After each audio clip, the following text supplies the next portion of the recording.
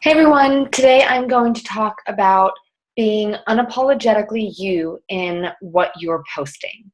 So, the big thing to kind of start off with is figuring out who you were before you became a coach, or who you are now if you're a new coach, and then who you've become in this journey, or who you want to be.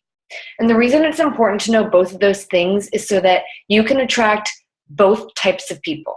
You don't want to just be posting to the person that you used to be, because sometimes you're missing out on the people that could really connect with you that you want to be like. So that's why it's a good idea to write out a list so that you can see it. And then that way, when you are writing out your post, you can look at it and think to yourself, is this post, if somebody were scrolling through this, if I were scrolling through this and I saw this before I became a coach, would I stop and read this post? Would this catch my attention? Would I be drawn to that? That's the type of emotion and feelings you want people to have when they're scrolling through your feed. And remember, in the beginning, you might not have a lot of interaction on your posts, and people might unfriend you. But that's okay, guys, because that's just making room for the people that are meant to be a part of what you're doing, the people that are supposed to be in your tribe that vibe with you. So in the beginning, it might feel like you're just spinning your wheels in place, but please know that every day that you post, you might be reaching one person. That one person could become your gold ship, or that one coach on your team that just rocks this out of the water. Okay? So first thing, again, is just figuring out who you were before you became a coach, and then who you are now or who you're going to be. Paint that vision for them. So that's step one. Second thing is, when you're trying to be, just authentic to yourself, is making sure that you're sticking true to you. It can be really hard when you are following other top coaches, and you can get really distracted and admire what they're doing. But you have to remember that they've been doing this for a while, okay? So that you can hear and feel the confidence in what they're posting, but it's just because they've had more trial and error than we have. So definitely use their stuff as inspiration, but try not to, copy what they're doing. Instead, take some of the ideas and kind of put your own twist and flair to it. Because at the end of the day, why this is fun is because you're finding people that are like you. And that's the best part about this job, is being able to hang out with your best friends. So that's why it's really important to kind of make a list of 7 to 10 things that describe you. So those can be anything from, what do you like to do on the weekends? Are you somebody that likes to go out and have drinks with friends and go get dinner and appetizers and get your nails done? Or are you somebody that's more adventurous and you're spending time outside and you're hiking and kayaking? Whatever it is, that's the type of person you want to attract. So you can get super detailed with that. I mean, some coaches will get down to, do they get their hair done? Do they wear makeup? What kind of pets do they have? Are they a cat person or a dog person? What's their family life like? Are they married? Do they have kids? Are they still in school? You want to know all of that so that you can really dial in and focus on the type of person that you want to reach out to. So when you have a good sense of who you are and what makes you, people are going to feel that. And then those right people, it might take some time, but remember, it's not about quantity, it's about quality. So another good thing that I would do is writing out a list of hashtags. So when you are on Instagram, why it's important to use hashtags is for a few reasons. First, you're just reaching a bigger market than the people that you're only friends with right then and there. So it's cool too, because you can use hashtags on photos and videos that might not necessarily relate. So what I mean by that is, on a fitness video, you could use a hashtag, I love peanut butter, or hiking with dogs, or I can't think of anything else off the top of my head. Just like Wanderlust or Travel Junkie, things that don't really have anything to do with a fitness video. But what's cool is that in that hashtag, then yours is going to pop out, because people are going to think, well, why is she putting a workout video in with pet lover hashtag? And people are going to be attracted to your page. And then if they come to your page, they're going to see, oh, well, this girl does have pets on her page, so she is a pet girl. She just must use this hashtag. It's a really good marketing tool to expand your reach in all of your posts. So what I do actually is keep a list of hashtags on my phone. And what I do is I just put that in my notes section. So I'll actually show you that here in just a second. And it just makes it super convenient. And the nice thing is, if you have a bunch of different lists, that way you can kind of like play around with them and change them up. So as you can see here, if it shows up, I just have groups of hashtags.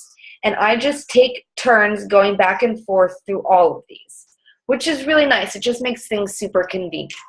So last thing that I'll finish up with just about being authentic to you is, in the beginning, it might be a little intimidating to post, and it's totally understandable.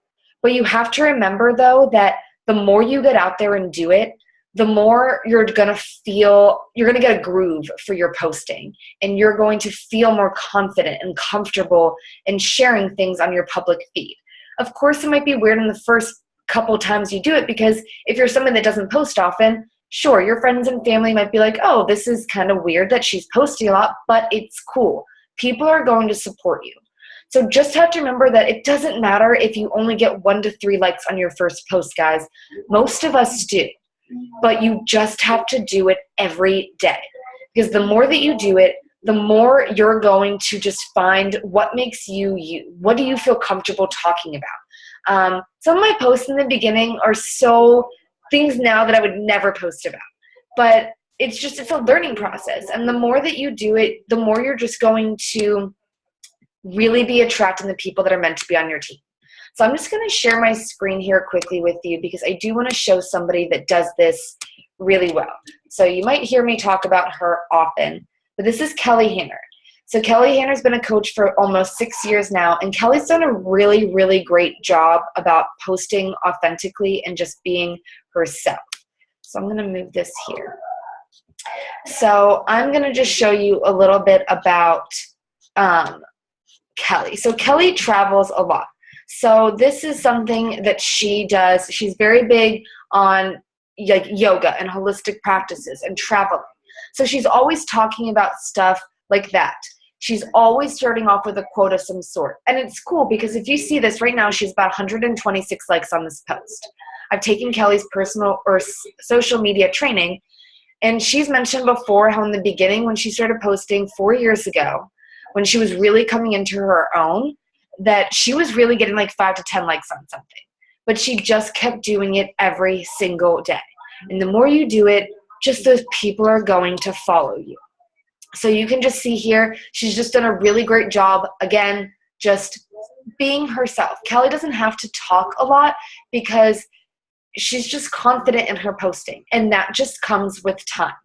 You're not just going to fall into this one day and have 100 likes and 14 shares on your photos. But the more that you are finding yourself on this journey, which is obviously through just doing the vital behaviors, working out every day, strengthening your body and your mind, reaching out to people, sharing personal development, all those things, whatever speaks to you, whatever just makes you feel like this is it, share that post. Because that post could be that one thing that turns somebody from teetering back and forth about coaching to, I'm ready to do this now. So best tip I can give you definitely is to write out those lists to figure out who you are and who you want to become, so that you can post to those people and give people the vision that you see. Then definitely writing out a list of characteristics that make you you. Why are you so unique and different? And they can be super boring things, like you really enjoy doing laundry. Okay, there's people out there that really do enjoy doing that stuff too, posting about that stuff. That's unique. That's authentic. And doing it every single day. Even if you can only get out one post a day, people need to see you posting daily, because if you're going to tell them that you're going to show up in a support group and you're going to hold them accountable, yet you can't post on your Facebook wall, they're going to kind of question you. Are they actually going to be here to support me on my fitness journey? And the best way that you can show them your trust and show them that you are going to be there every step of the way is simply starting by posting.